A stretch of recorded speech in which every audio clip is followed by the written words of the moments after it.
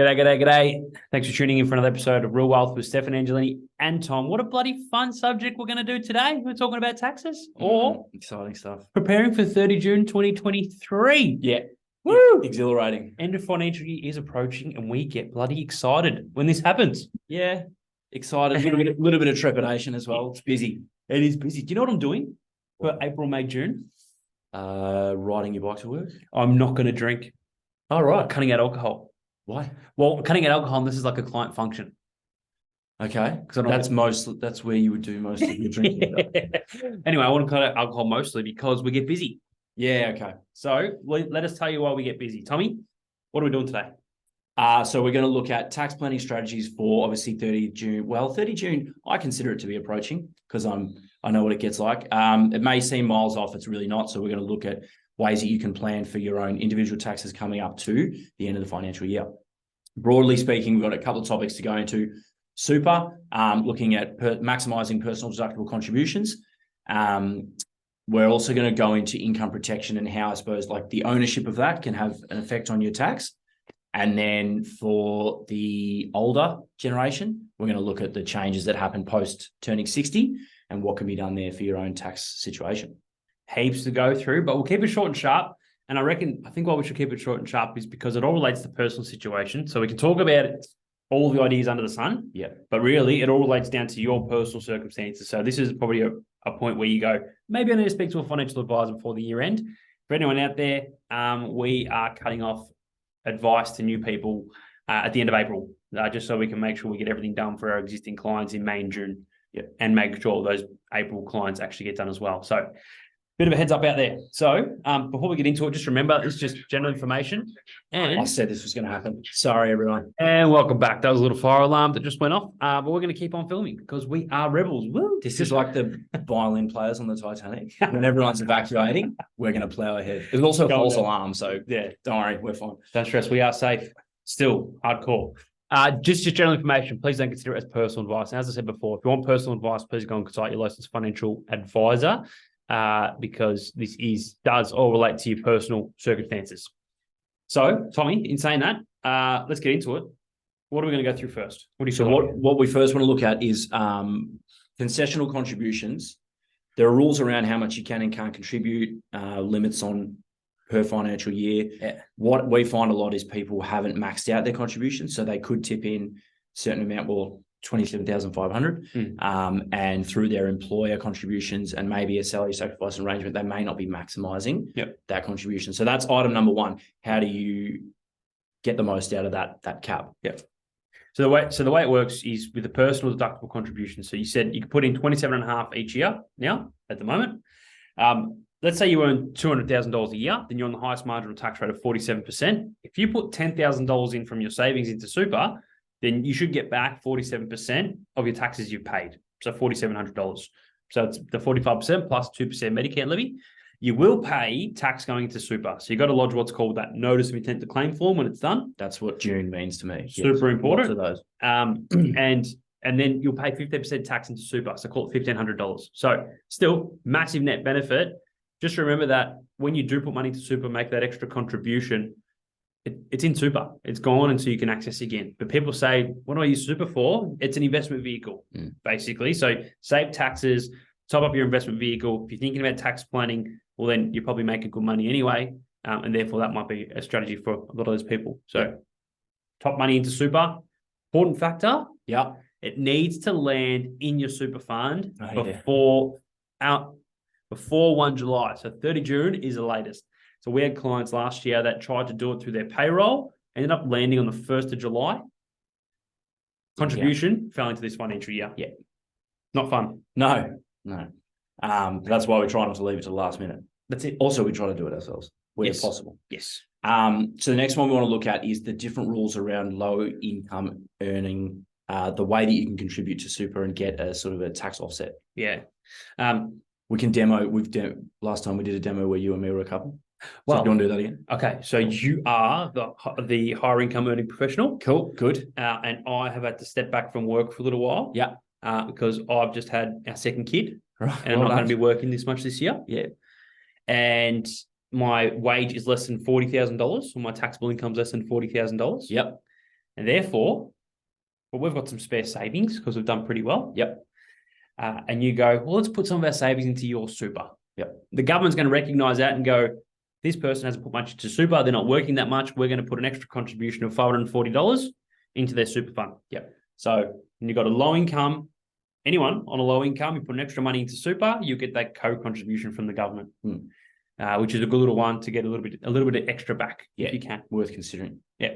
You look great for someone who's had 2 kids, by the way. Thanks, mate. Next one. Lose that. Next one is catch up concessional contributions. I love this one. So this came into effect a little while ago, but basically you can go back to 2018-19 financial year and use contributions you haven't used. So 5 financial years ago.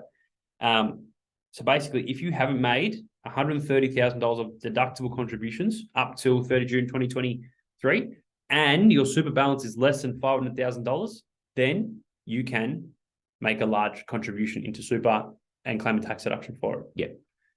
It's a great one. So you're using anything from that cap that wasn't utilized from the previous 5 years can be tipped in at once. Yeah. So if you go back to that deductible contribution example I used before, 10 grand, your wage is $200,000. Yeah. Imagine if you haven't used 50 grand of contributions. Yeah. You can get a massive deduction. Big opportunity. Yeah. So it's we've been using that for heaps of clients over the last few years, and it's when people get their tax returns back, they go, I really like this strategy. Because you just get like 12 grand, just drops into your bank account when tax return's done. Yeah, nice. It's good. It's good fun. And so with that, off the back of that, do we need to look at super splitting? Yeah, so super splitting is really important now. So we spoke about transfer balance cap is how much money can you have in tax-free super. And then there's been unless you've been living under a rock, you would have heard that the government said they want to tax anyone with more than $3 million in super. Yep. An extra tax, right? So if you've got more money in your super than your partner does, then you can do super splitting and split some of your super across to them. There's certain eligibility rules to do it, but basically you can take 85% of your previous year's contributions. Yep. 85% because they take 15% tax of your contribution. So if you put in 20 grand and they take $3,000 away, then you've got 17 grand you can split. Yeah, okay. So that's then you shift it across to your partner. Then all of a sudden, if your balance is $500,000 and your partner's balance $100,000, theirs slowly creeps up to catch yours. And that way you're both tracking towards having $3 million each. Instead of $3 million and $1 million. Yeah. So that's why you might want to think about super splitting before 30 June. And the eligibility you mentioned, that would be a good time to pick up the phone because we can check. I mean, it is case by case. Yeah. But we can figure out, this is one for you, or no, it doesn't qualify for the following reasons. Yeah, that's it. Yeah. Cool. So the next sort of topic we want to look at is how income protection relates to, or the way that you own it and therefore the way that you pay for it for your income protection policy, how that has tax implications. Yeah. So income protection is, it's when you receive income protection, you're taxed on it. Yep. And therefore, when you pay for it, you can claim a tax deduction for it. Yeah. So a lot of people have it through their super fund. There's restrictions on having it through your super fund. But if you're in a year when you've got a really high tax bill, then you can do what's called a cancel and replace.